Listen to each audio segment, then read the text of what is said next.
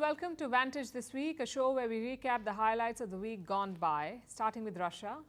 They're one of the biggest weapons exporters in the world, but after 3 years of war, their sales are plunging. It's a major setback for Moscow. And speaking of setbacks, after Bashar al-Assad's ouster, is Moscow shifting its military assets from Syria to Libya? We'll discuss that.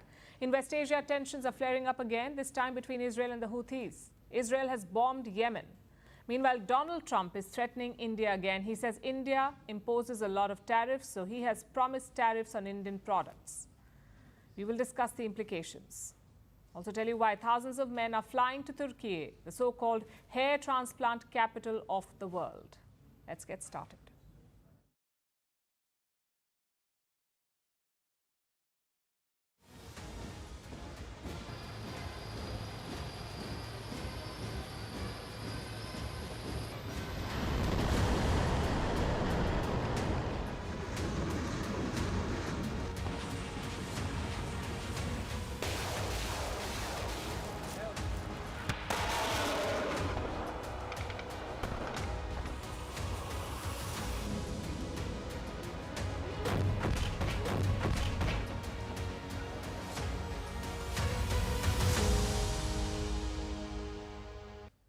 What is Russia best known for?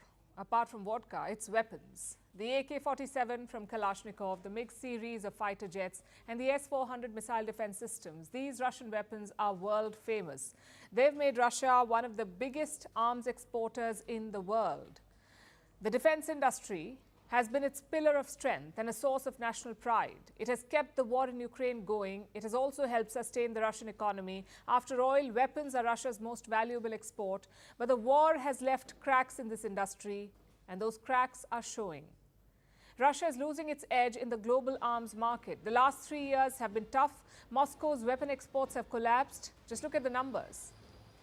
Look at how much Russia made from weapons sales this year, less than $1 billion.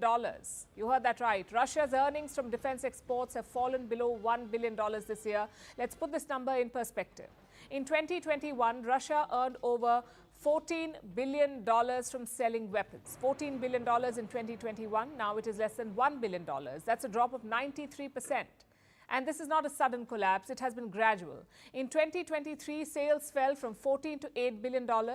In 2023, they fell from $8 to $3 billion. And this year, in 2024, they've fallen below $1 billion. And this is happening because of the war in Ukraine. Russian forces are fighting there. They need weapons. So their defense industry is prioritizing it. They're focused on meeting Russian demand, which means that foreign customers will have to wait, even customers like India. India is Russia's biggest defense market, and Russia is India's biggest arms supplier. It's an old and solid relationship. But in recent years, it has been under strain. Russia has a long list of pending orders from India, like 2 squadrons of the S-400 missile system. This is a missile defense system. It was supposed to be delivered last year, but now reports say that it won't be here before 2026. And this is just one example. The second is a nuclear-powered attack submarine. India is supposed to lease a Russian sub. That too is delayed.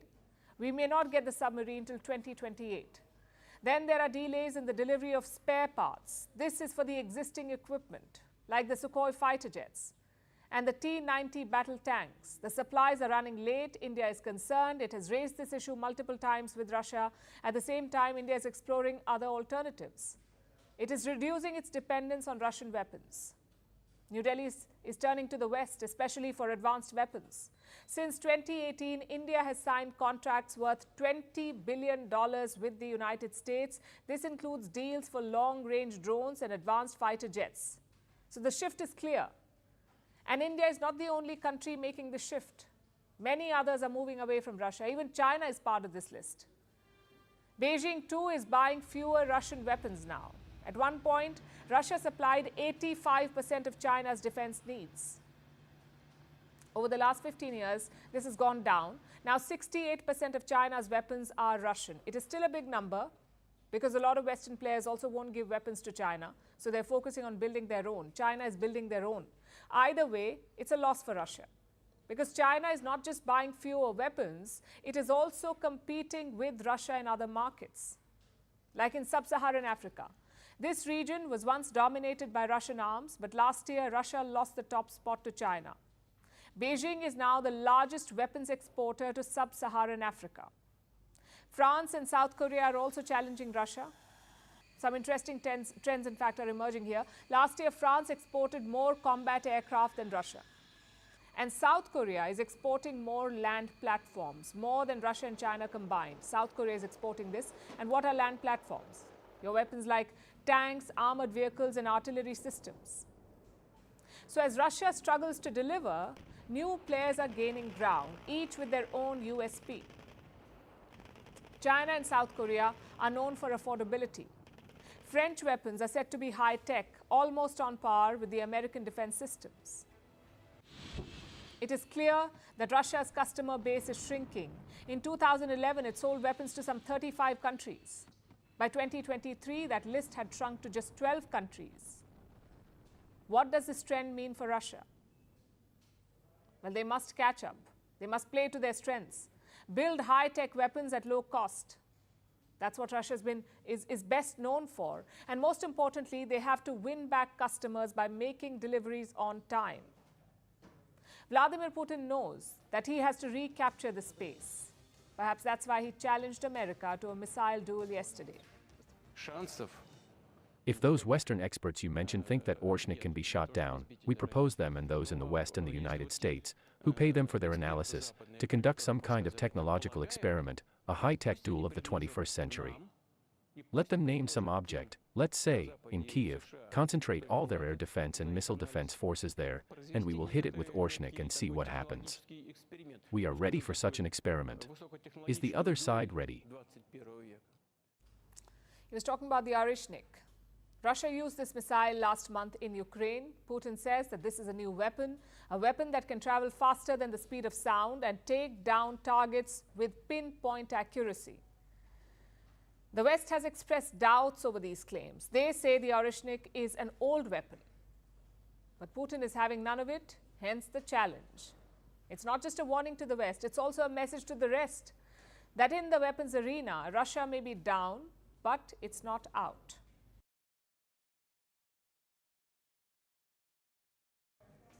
Now let's look at the situation in Syria. But our focus today is on a foreign player in Syria, that's Russia. Russia was an ally of Bashar al-Assad, Syria's ousted dictator. Moscow helped Assad stay in power for years. They supported him with air power to help drive the rebels back. But now the Syrian rebels have won. And this puts Russia in an awkward situation. For many, Moscow is an enemy. That being said, Russia isn't a country to be trifled with. They have a strong military presence in Syria in the form of two bases. There's the Hmeimim Air Base near the city of Latakia. This is the base that Assad fled from. This is where he boarded his flight to Moscow. Russia also has a naval base in Syria in the city of Tartus. This is Russia's only naval base in the Mediterranean Sea. They built the Tartus base back in 1971, more than 50 years ago. The Hmeimim base is newer. It was built in 2015. Now, both bases are an integral part of Russia's military strategy. They help Moscow project power overseas. They're used to resupply Russian forces abroad, like the mercenaries currently operating in Africa. So the Syrian bases are crucial for Moscow, but their future is uncertain. This is what the Kremlin said when asked about the bases. There are no final decisions on this issue at the current moment. We have contacts with representatives of those in control of the situation in the country now, and everything will be settled through dialogue. Russia says it is in talks with the new rulers of Syria. They're trying to work out a deal to keep the bases operational. But it's not a done deal yet. And they're working on a backup plan in case they're forced to abandon the Syrian bases. The Russians have started moving out some equipment. There are satellite images of the action. They show Antonov AN-124s being loaded. These are the world's largest cargo planes. They're being packed with Russian equipment and being flown back to Russia. These planes are also carrying diplomats from Russia and also from allied countries like Belarus and North Korea. But not all the cargo planes were headed home. Some of them took a different route. They landed up in the North African nation of Libya. 2 aircraft were spotted making trips to a Libyan airbase. These are the Ilyushin 76TD. These aircraft landed in the Al Khadim base near the city of Benghazi. These planes were presumably carrying Russian military equipment, which raises the question, is Russia relocating its military assets? Is it shifting base from Syria to Libya, and why Libya? Let's look at the situation in Libya first. It's a mess.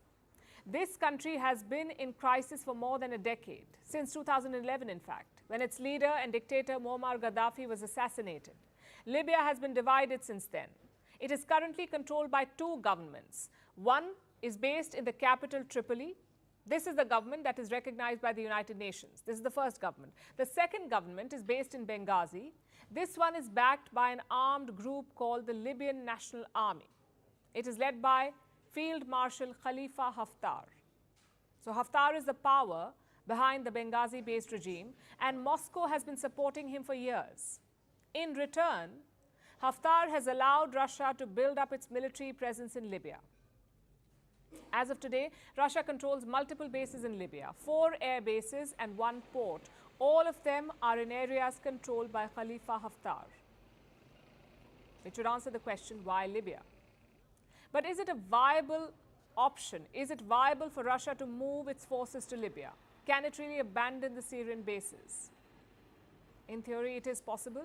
Libya's Tobruk port is still being built up. In time, it could rival Syria's status. The Al Khadim air base near Benghazi may one day replace Yemen. The other 3 air bases are almost a bonus. Remember, Russia has forces across Africa. It used Syria as a base to resupply them. It could now use Libya instead, which is actually located on the continent of Africa. So theoretically, it would make coordination simpler. A direct flight from Russia to Libya could speed things up. But there's a cost to all of this, and that cost is stability. You see, Libya is an unstable country. Yes, Syria was at war too, but the battle lines had been frozen for years, and the Russian bases were in areas firmly controlled by Assad. In Libya, it is different. It is more volatile. What happens if the UN-backed government overthrows its rivals? Or if the 2 governments decide to patch up? What happens to Russia's bases if a unity government asks them to leave? Libya's situation is fluid, so it is unwise for Russia to depend on this nation. Even if Libya lets them stay, this is not exactly a win. Russia already operates 5 bases there, along with the 2 in Syria. That's 7 military sites in total in the region. Even if Russia moves everything out of Syria, it still loses 2 bases. And then there's a location to consider. Syria is in West Asia. It allows Russia to exert its influence there in West Asia. It will be harder for them to do the same from Africa. And finally, there's the issue of Turkey. Direct flights from Russia to Libya will have to cross Turkish airspace. I'm talking about Russian military and cargo planes. They will be at the mercy of Turkish President Erdogan. With Syria, they could bypass Turkey, but they won't be able to do that with Libya. Long story short, Libya will be a poor substitute for Syria.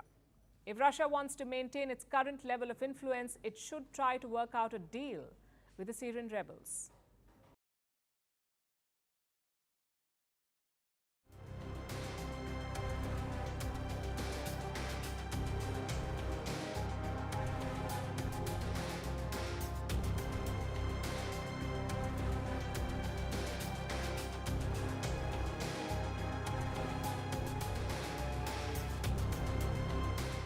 Every family it seems to be affected by a disappearance.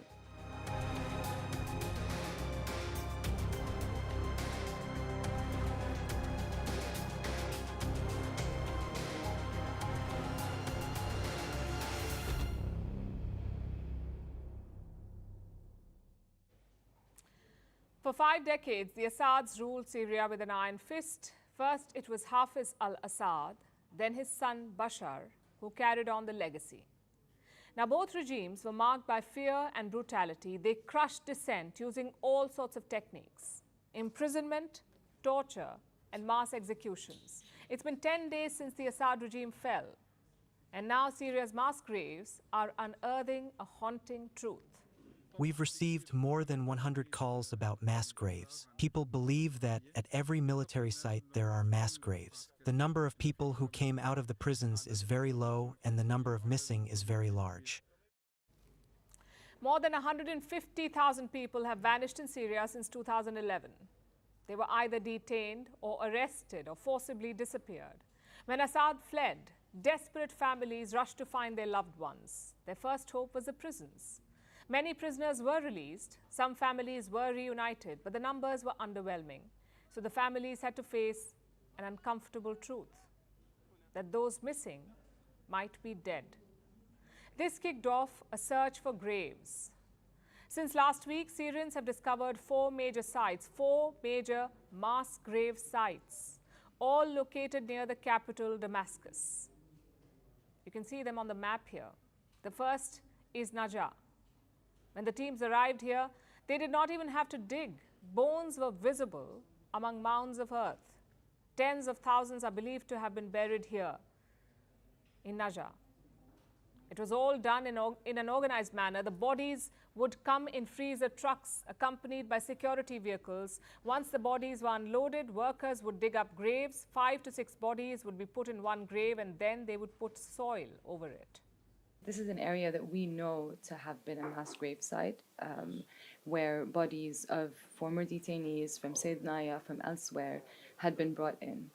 When we arrived, we saw trenches that were dug in that hadn't been piled up yet. We saw in some areas human bones scattered that had looked quite old and bleached. Then there's the city of Qutaifa. It's located around 45 kilometers from Damascus. The second mass grave site was discovered here. The whole place was full of trenches, around 20 feet deep, 10 feet wide, and almost 300 feet long. This site too operated in a similar fashion. From 2012 to 2018, 4 trucks came here twice a week. Each truck carried nearly 150 bodies. Assad's officers oversaw the burial process. Workers say they were forced to flatten bodies using bulldozers. This was done to make them easier to bury. We've documented this crime occurred. We documented from satellite imagery and from witness testimony that bodies were buried in trenches here at this particular cemetery. But to see it now, one, I think, gives us great reassurance and really corroborates what we know about the machinery of death that was maintained and operated by the Assad regime, certainly throughout the period of the uprising since 2011. The sites were guarded by special police. No one could go near the sites. They could not even pass the area when the burials happened. Both these sites lay bare the horrifying scale of Assad's killing machine. The numbers are staggering. 60,000 tortured to death, 80,000 confirmed dead. And these are just estimates. The real toll is likely far higher. The Syrian civil war began in 2011. Nearly 500,000 people lost their lives. But the regime's atrocities began decades ago. The extrajudicial killing started under Assad's father. They continued during Bashar al-Assad's rule. These unmarked graves are proof. Experts say they haven't seen anything like this since the Nazis. The question is, what will they do next? The first priority is to secure the graves. Several teams are on the ground doing just that, securing the graves. This includes groups linked to the United Nations, Syria's White Helmets, and other humanitarian groups. They're all going through these graves, documenting everything that they see. We are calling on international organizations and human rights organizations to come and open these graves so that we can find our children and determine whether they are dead. Where are they? Whose son is this and whose son is that? We don't know. The second priority is identifying the bodies, and this is going to be a big challenge. Collecting DNA samples, doing forensic documentation, matching the remains with the families who waited for decades. Now Syrians have to process and document this horror. They will need help from global bodies. Their new rulers, the HTS, have promised justice. That's the rebel group that has captured power in Damascus. They are preserving the physical evidence. The HTS says those who committed these atrocities will be punished. But how and when remains unclear. So right now, Syria stands at a crossroads. It must confront the weight of its history, purge its anger and horror as it tries to build a new future.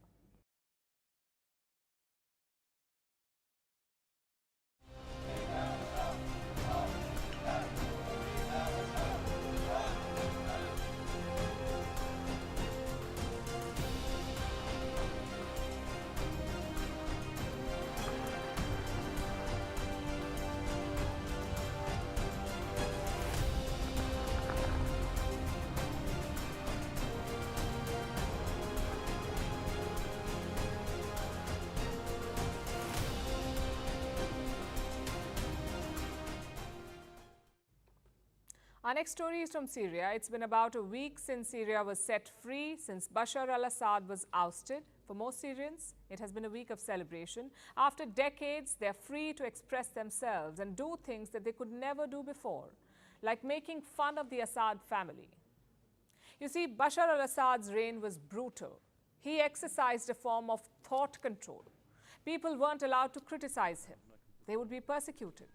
But since Assad's fall, the people of Syria have begun to laugh at him, especially after they discovered some family photos. A lot of them are quite candid, showing Assad with his family and friends. He's seen in bathing suits or riding a scooter in his underwear. There's also one of his father, Hafiz al-Assad, the first dictator. Assad Sr. is also seen in his small clothes, posing as a bodybuilder. Now, photos like these may not seem unusual for an ordinary family. But this is the Assads that we're talking about, the most feared family in Syria. They had crafted a sophisticated public persona. And that image is at odds with the family pictures that have come out, the ones that you see on your screen. They're helping Syrians realize something, that their dictator was also human, as mortal as the rest of them. And these people are breaking into his presidential properties and discovering how the Assad family looted them. Take their holiday home, for instance, in the coastal city of Latakia. This is how people reacted when they went in. I can't believe my eyes. They built something we didn't see in all my life, our life in Syria. You know, did you see the streets in Syria? All are bad. I've come to release the oppression I feel inside. God revealed to us where they were and where we stood. We had only heard about it, but we didn't know about all this opulence and wealth, while we didn't even have electricity at home. That sums up the situation. Assad living in luxury, ordinary Syrians living without electricity. Over the decades, the Assad family made a fortune. A big chunk of it came from their drug trade. Now, more and more drug labs are being found. They're located inside legitimate-looking businesses. They were operated by Assad's extended family. We were shocked. We didn't expect that. The facade is a car showroom, and when we got inside, we found a Captagon lab, hashish, counterfeit money. As you see, there are documents everywhere and a lot of money. It's like a criminal syndicate was running the entire country. They had their fingers in everything, both legal and illegal. Assad's cousins controlled mobile phone networks. They owned real estate companies, multinational ones. One of Assad's cousins opened a real estate firm in Russia, and the family bought at least 20 luxury apartments in Moscow. It's hard to verify the full extent of the Assad family's wealth, but reports say it could be as high as $120 billion. $120 billion. This includes 200 tons of gold, billions of euros, high-end luxury cars, and of course, his opulent palaces. He had all of this, while most Syrians lived without basic amenities. When his defeat was near, Assad packed up and left, taking much of that ill-gotten wealth with him. Of course, he denies it. Bashar al-Assad issued a statement today, his first since he fled Syria. Assad said that his departure was not planned, that it happened suddenly. He was at the Russian military base in Latakia. They were getting overwhelmed by the rebel forces, so Russia asked him to flee. He says it wasn't a planned escape. In fact, let me quote from the statement. This is Bashar al-Assad saying, "I have never sought positions for personal gain, but have always considered myself as a custodian of a national project. supported by the faith of the Syrian people who believed in its vision. No personal gain, he says. What about the 20 apartments in Moscow? What about his palaces and holiday homes and the 200 tons of gold? Was that just a happy byproduct of the national project? In fact, Syria's wealth was siphoned off, and that is the fact.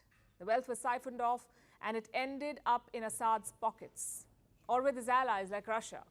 Moscow played a key role in propping up the regime. Russia sent fighter jets to support Assad. They kept the Syrian rebels at bay for years. But that wasn't all. Russia also helped Assad in avoiding Western sanctions. Remember, Syria was frozen out of global trade, so Assad used Moscow to bypass the sanctions as long as he could. Reports say he airlifted $250 million to Russia. $250 million. This was between 2018 and 2019. Assad sent piles of cash, $100 bills and €500 notes. This was to bypass Western banking networks. The cash was to pay for defense support and essentials like wheat. Well, that's the official story anyway. But the people in charge of these transfers were also close to Assad, members of his family or inner circle, so they may have used the cash transfers as a cover, a way to transfer wealth out of Syria. Another way to loot the country. Syria is free today, but it will take years to rebuild it, years and billions of dollars, and recovering the billions that Assad looted will be a good place to start.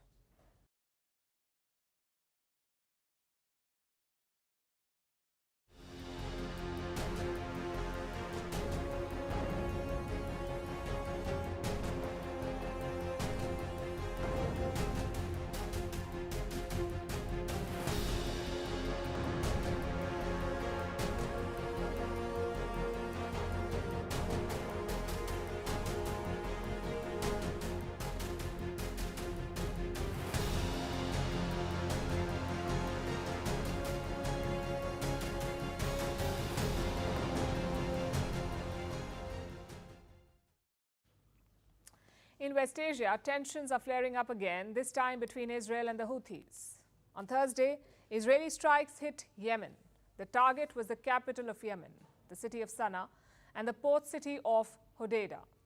The strikes targeted power infrastructure and oil facilities. 9 people were killed, 3 others were injured. Israel has called this operation successful and said that these were targeted strikes. The IDF conducted precise strikes on Houthi military targets in Yemen, including ports and energy infrastructures in Sana'a, which the Houthis have been using in ways that effectively contributed to their military actions. Israel will not hesitate to act in order to defend itself and its citizens from the Houthis' attacks.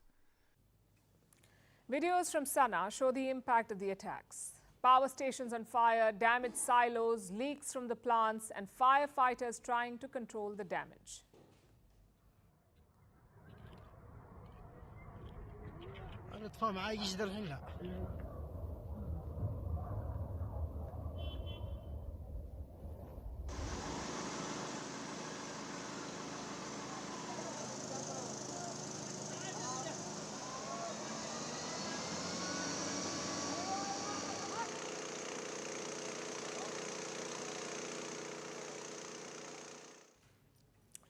The attack was in response to a Houthi strike.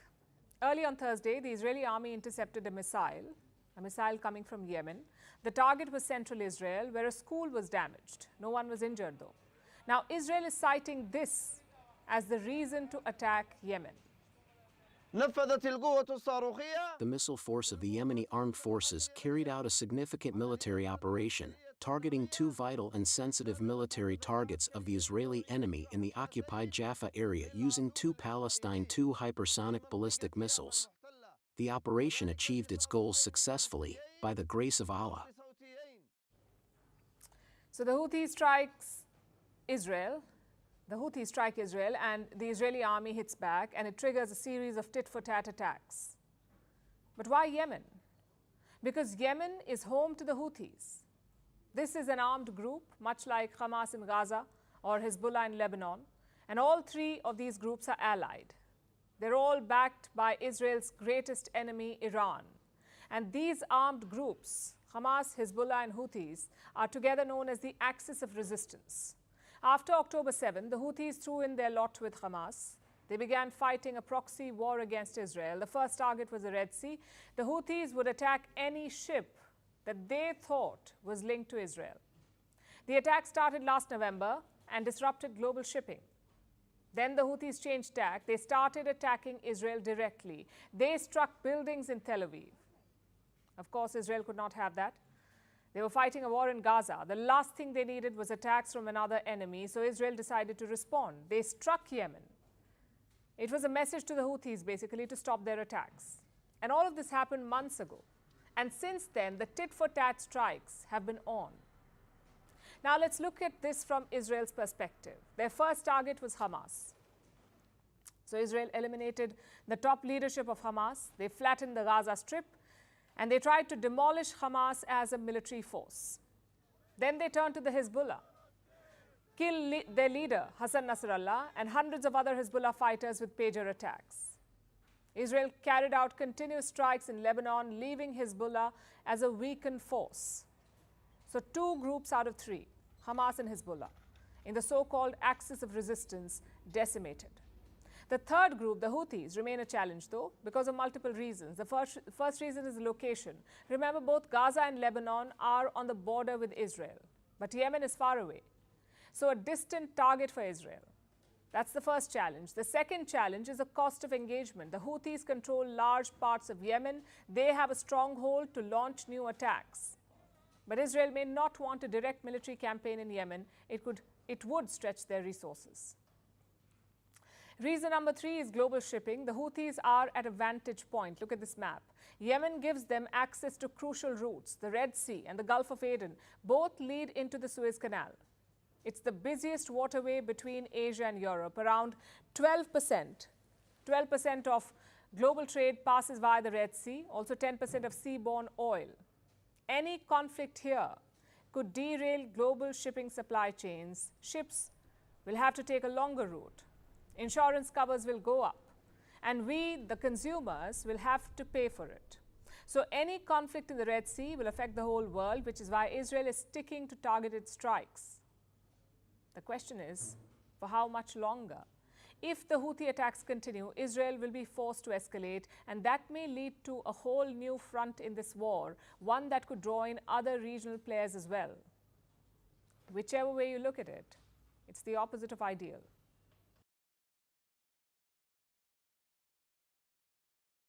India, which is a very big abuser. We tax them, and they tax us. Almost in all cases, they're taxing us, and we haven't been taxing them. Tariffs will make our country rich. But won't they raise prices? Properly used.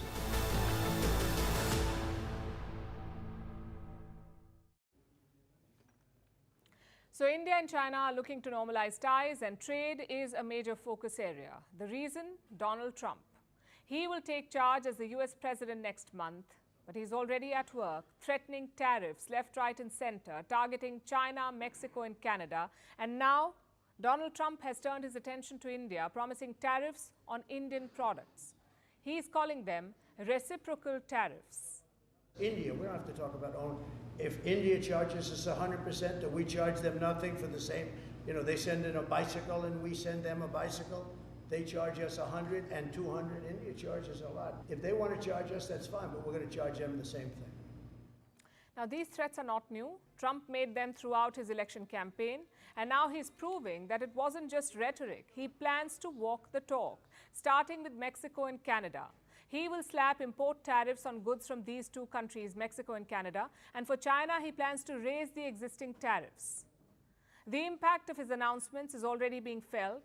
In Canada, Justin Trudeau's government is under immense pressure. The finance minister has quit. There are growing calls for Trudeau's resignation, and Trump continues to mock him, calling the prime minister the governor of Canada.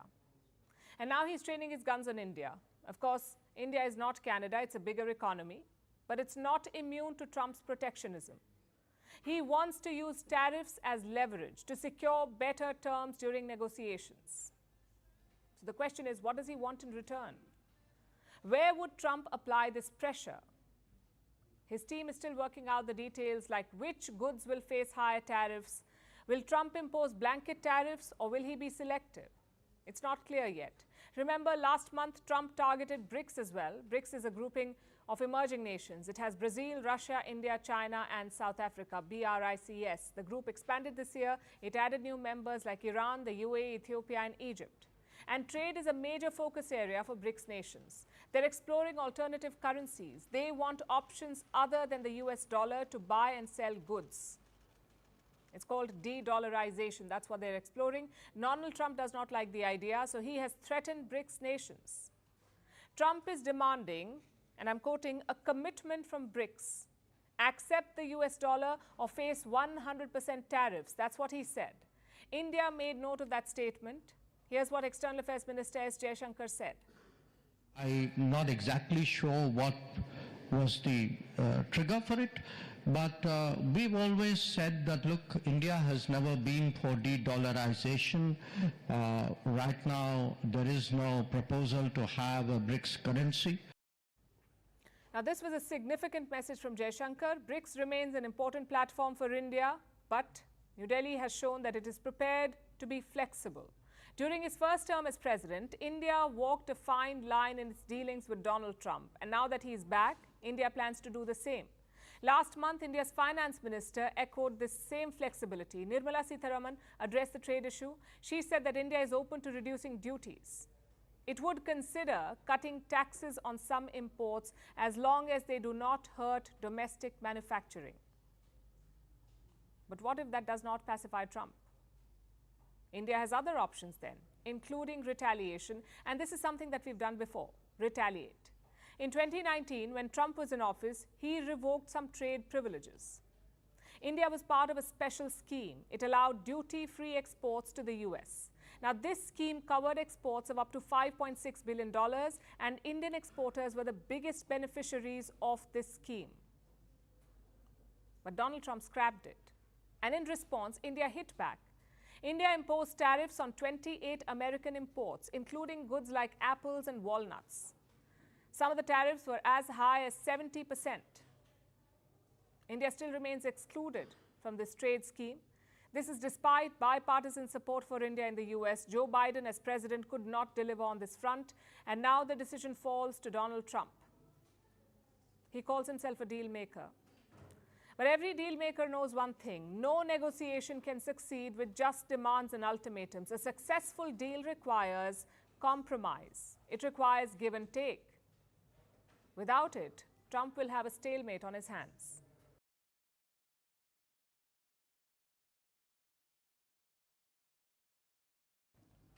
So Iran is struggling, and Iran's challenges will add to global uncertainty, which is already hurting economies the world over. India is no exception. The Indian economy is also facing headwinds. The stock markets crashed again today, posting losses for the fourth straight day. The Indian rupee hit an all-time low against the US dollar. $1 was worth 85 rupees today, the lowest it has ever been. The markets are reacting to decisions made by the US Fed, the Federal Reserve, that is America's central bank. It has slashed interest rates. This will make loans cheaper in America.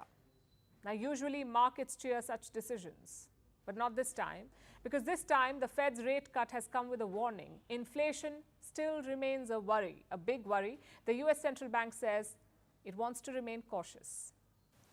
We can therefore be more cautious as we consider further adjustments to our policy rate. We know that reducing policy restraint too fast or too much could hinder progress on inflation. So inflation remains stubborn in the United States. It's a growing concern in India too. The days ahead could be tough. Indian households may feel the pinch because inflation is likely to surge.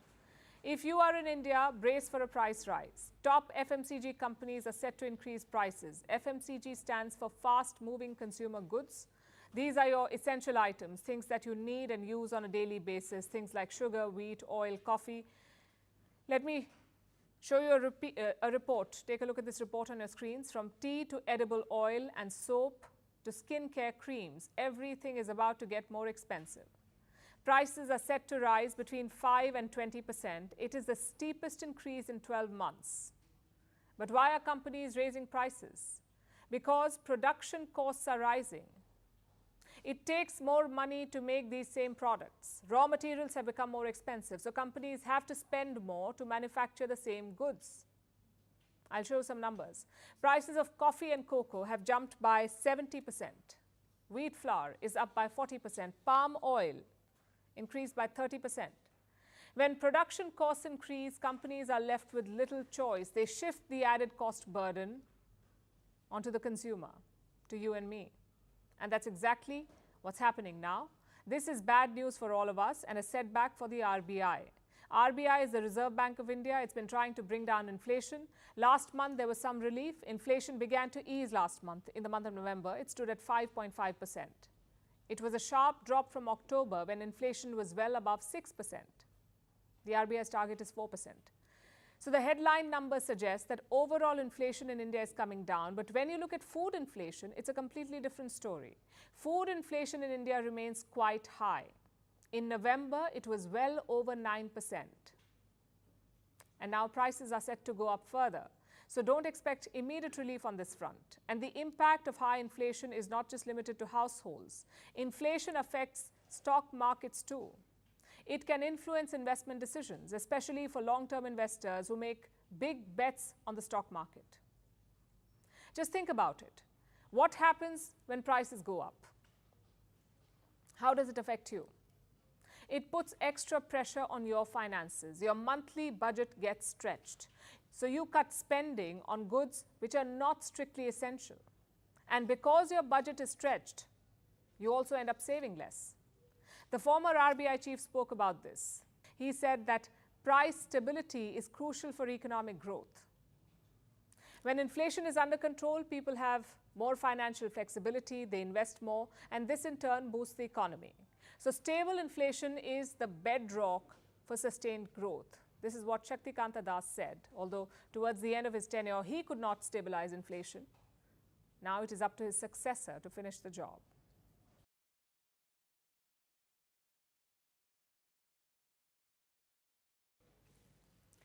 On Monday, the Manipur police carried out search operations in the state. They found a lot of weapons, which is not surprising, but here's what is. Here's what stands out in the items that they found. A Starlink terminal. Starlink is a satellite internet provider. It is owned by Elon Musk. It is not legal in India. It does not have permission to operate here in India. So how were militants using a Starlink device in the Indian state of Manipur? And why has this become a pattern? How does Starlink appear in remote villages and conflict zones? Who regulates it? Can technology cross borders without permission? And is this too much unchecked power for one man, Elon Musk? We ask because in the wrong hands, even a tool for connection can become a tool for chaos. Our next report has more. In November this year, the Indian Coast Guard apprehended a fishing boat from Myanmar. On board were over 5,000 kilograms of methamphetamine. It was the biggest such drug bust by the Indian Coast Guard, estimated to be worth over $4.25 billion. But what made news was how the drug smugglers got there. They were reportedly using a Starlink device. It was to navigate Indian waters and reach the shore. This raised concerns because Starlink cannot operate in India. It doesn't have the permission. Neither can it provide coverage in India's waters. And this wasn't the only incident. The Manipur police yesterday carried out search operations in the state. They recovered over 29 weapons from militants. But along with that, there was also a Starlink device. The authorities recovered a satellite internet antenna and a router. There's Starlink written on it. This is the first instance of Starlink being discovered in this region, and it raises some critical questions. Starlink isn't legal in India. So, what is this device doing here? Especially in Manipur, which has been battling ethnic violence for over a year now. To answer that, let's look at Starlink first. It's a satellite internet constellation, basically a system of over thousands of satellites. The company is a subsidiary of Elon Musk's SpaceX. SpaceX began launching Starlink satellites in 2019. Right now, there are nearly 6,000 of them. How is Starlink different from normal satellites? Starlink satellites are low orbit.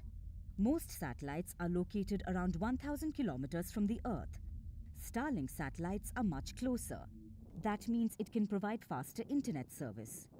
It also means Starlink can provide internet to the most remote areas, whether it's the middle of a desert or on top of a mountain. Starlink's ability to operate independently of traditional infrastructure makes it very attractive, especially for countries mired in conflict. During Russia's invasion of Ukraine, internet services shut down. Elon Musk immediately made Starlink available. About 15,000 Starlink routers were shipped to Ukraine. It kept services running. It helped Kyiv in the battlefield. In the Sudan war, Starlink was a lifeline for civilians and humanitarian groups, especially amidst the widespread communications blackout. But the use of Starlink in active war zones has sparked intense debate. Some people argue that it breaches national sovereignty because it bypasses local telecom regulations. Others warn of its dual life potential. It also blurs the line between a private company and an active player in a conflict, which makes Starlink a target as well. Russia says it has now developed a Kalinka system, one that can detect and disrupt Starlink signals. In some cases, Starlink itself has drawn boundaries, like in the case of Sudan. On 30th April of this year, SpaceX said it would stop operating in Sudan. That left millions in the war-torn nation without internet. The company says it's only allowed to operate in authorized countries. It's also a lot of unchecked power for just one man, Elon Musk. He dictates where Starlink can or cannot operate. In 2022, Ukraine was planning a maritime drone attack. The attack would have been carried out using Starlink. Musk reportedly knew about this, and he asked his engineers to turn off the coverage. The SpaceX CEO believed it could lead to a major escalation. That's a lot of leverage for just one company. And it could only increase over time, given Musk's close proximity to Donald Trump right now. So, in a connected world, where does accountability begin and who draws the line? On one hand, it's a tool that connects the unconnected. On the other, it can be a weapon in the wrong hands. As the world embraces new technologies like Starlink, the need for global regulations becomes imperative. Because without checks and balances, even the stars can fall out of line.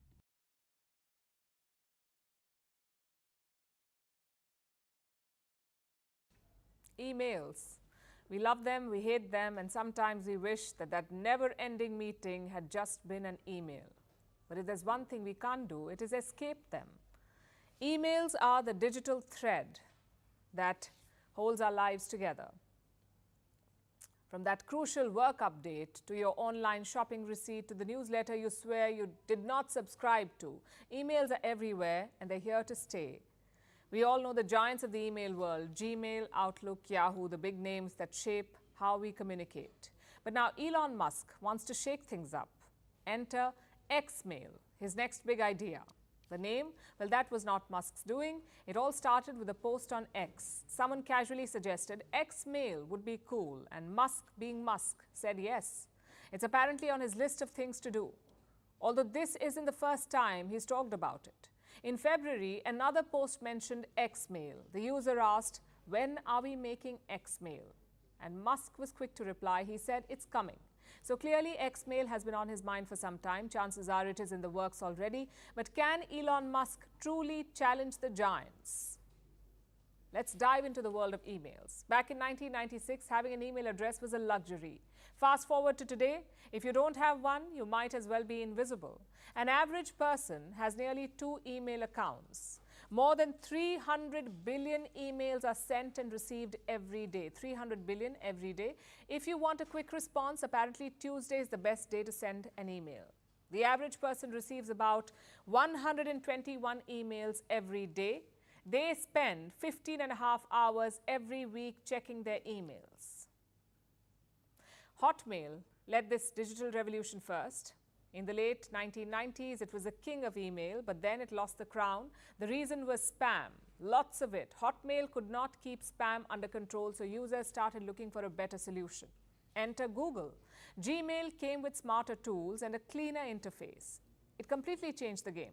Now we're in 2024, and it is undisputedly the top email provider. Gmail boasts 2.5 billion active users. That's nearly a third of the world's population. Next in line is Outlook, Microsoft's Outlook. It's a corporate powerhouse. It has 400 million users worldwide. What gives Outlook an edge is its seamless integration. It is paired with Microsoft Office, which is a favorite for businesses. Then there are the other contenders, Yahoo Mail and Apple's iCloud Mail. Their user bases are smaller, yet they remain significant players. And here's something most of us don't even think about. How do they make money? I ask because for us users, email feels like it's free. No charges when you send one, no bill when you receive one. So what's in it for the service provider? Are they doing it for free? Of course they aren't.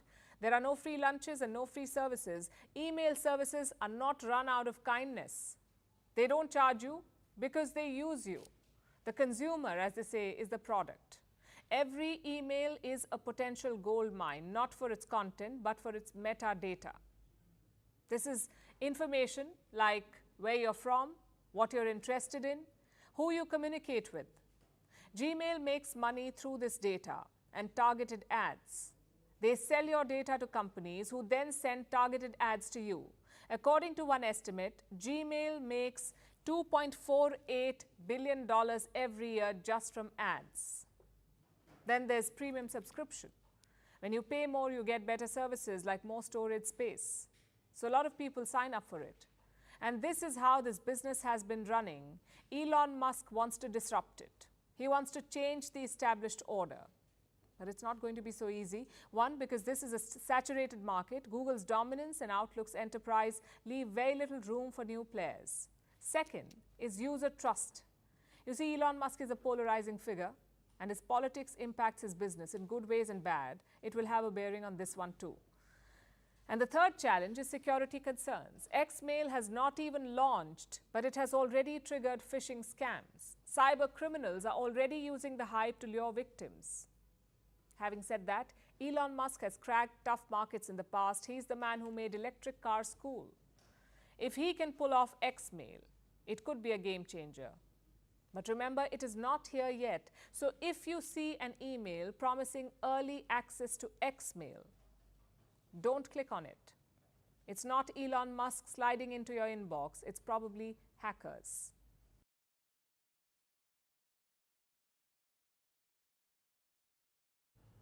Let's talk about the city of 7 hills now, Istanbul.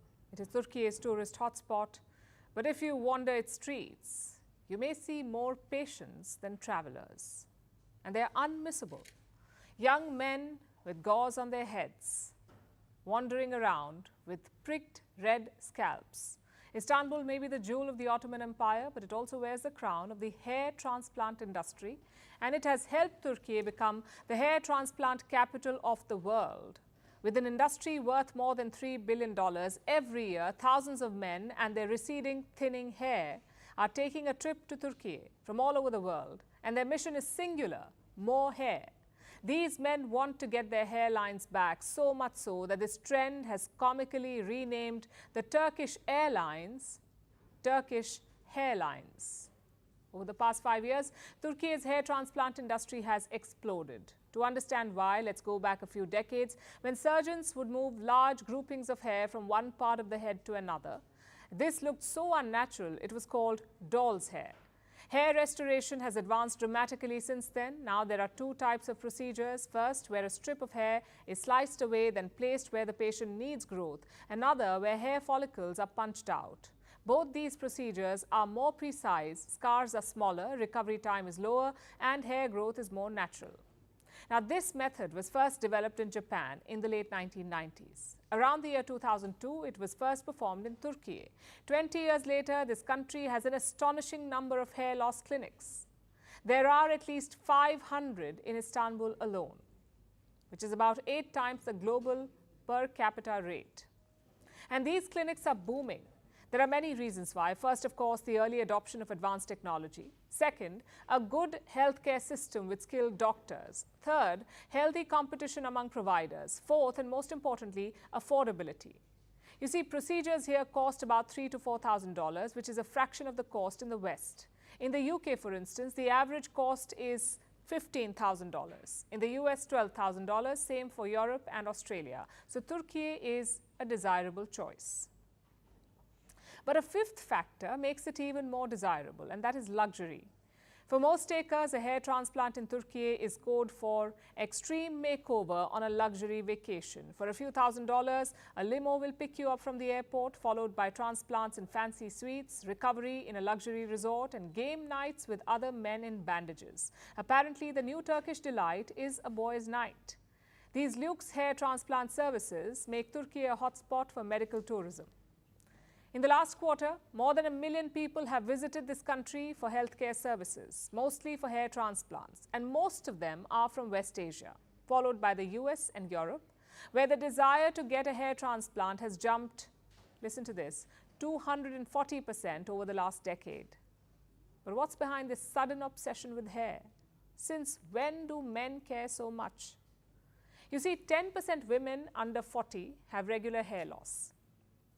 And that's what we usually talk about. We reserve time, money, and judgment for women and their hair loss. But we rarely talk about male balding, when half of men start balding by the time they hit 50.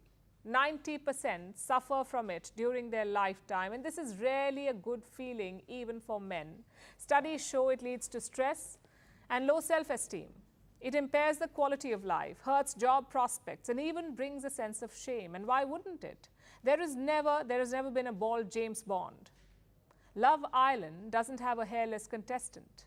Our culture is obsessed with youth, with masculinity, and therefore with hair. This is why historically men have put animal blood and lizard tallows in their hair. This is why even today they can cause a gridlock by lining up for a so-called miracle hair oil. This is why hair care is a $100 billion market, and this is exactly why male balding is still stigmatized. No wonder that men are flying to Turkey. They don't just want their hair back, but also their lives.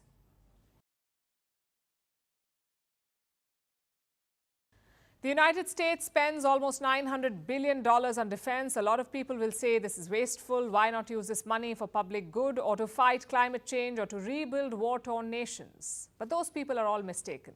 America's big budget is not aimed at other countries. It is aimed at aliens and UFOs. Just ask Hollywood.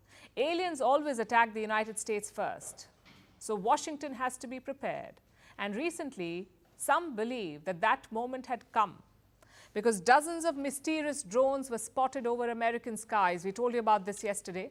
Apparently, American taxpayers are worried now. They're asking why the drones are in New Jersey and not targeting civilians in West Asia like they're supposed to. All this confusion has spawned great jokes on social media. Take a look at this.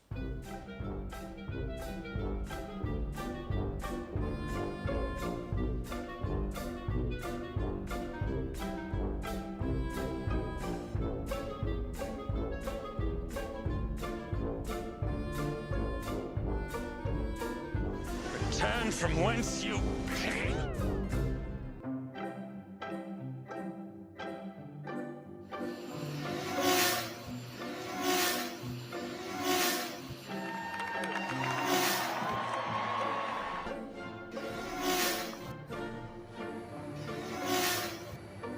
To 10, 12, 15, folks. 4 hours ago.